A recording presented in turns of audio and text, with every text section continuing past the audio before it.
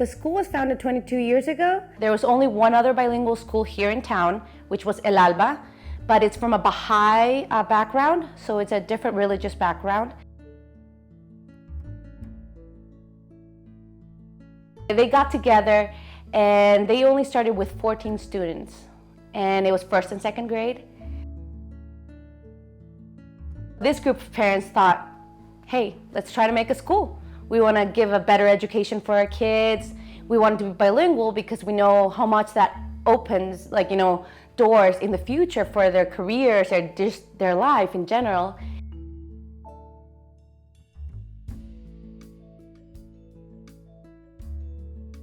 The dream and the vision of some group of parents interested in to improve the education of their children, but also was a dream to have a school that could provide more wide resources for the children,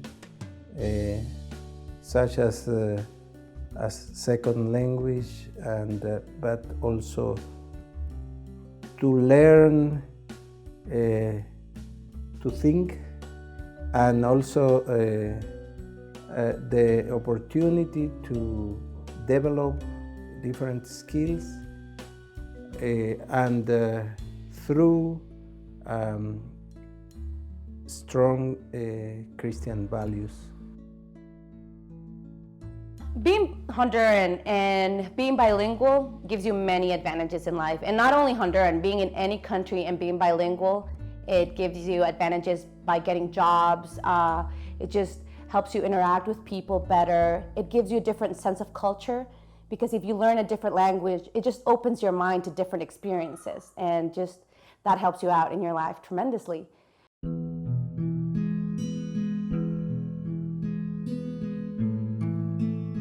Hi, I live in Siguatepeque, Honduras. And I study in Comunidad Educativa Evangélica. I'm from Comunidad Educativa Evangélica. We are a bilingual school who learn both Spanish and English. I'm taking this opportunity to show off my English skills. This is a bilingual school that is not created for the money. It was created for education of children in general. And here in Honduras, private and bilingual schools are mainly considered for high society or people with good income, and it gives you a different status being bilingual. And this school focused on trying to reach all kinds or all stratus of society. That's why they have a scholarship fund. That's why they try to keep their prices as accessible as possible. And they try to reach kids from everywhere. In this school, what they're trying to do is, yes, teach us English, but at the same time, make us understand that we're Hondurans and that we have to be proud of being Hondurans. And never forget that. That's why they try to do a balance between English and Spanish classes, half and half. Learn about the U.S. culture, but just keep grounded from where you're from. Don't forget, just because you speak another language, where you're from. Also, there was another vision that was to prepare the students to be in the future leaders in the community, in the country, and the church.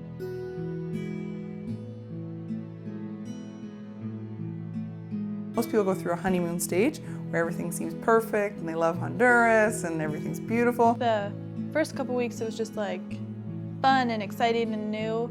And then normally about 3 months in, they start to hit the next stage, which isn't as much fun, where they start to realize there are things about Honduras that maybe they're not so enthused about or difficult. Probably halfway through, it was just like, this is real, this is it, kind of in a slump of people I'm familiar with aren't here, I don't have anywhere else to go, I'm stuck here. And so in that time, we try and talk through those things. So whether it's they're finding it difficult because they don't speak Spanish, and so that's a challenge for them, or whether they're finding it difficult that Hondurans aren't really very structured in terms of time, and so they show up for a meeting and no one shows up for half an hour.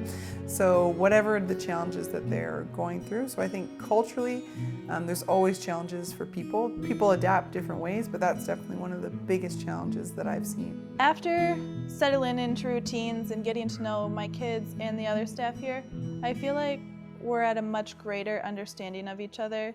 The kids know this is what I do as soon as I come in the classroom. This is what we do. This is what we say when we pray. This is how we do our calendar routine. And my principals and my partner teacher in Spanish have all kind of worked together that this is how I'm going to work with the kids. I do know what I'm doing, but I need help. And do you have suggestions? And just kind of, for me, going to them please help me. What do you suggest? As opposed to breaking down and being I'm doing the best I can, and you're no help to me.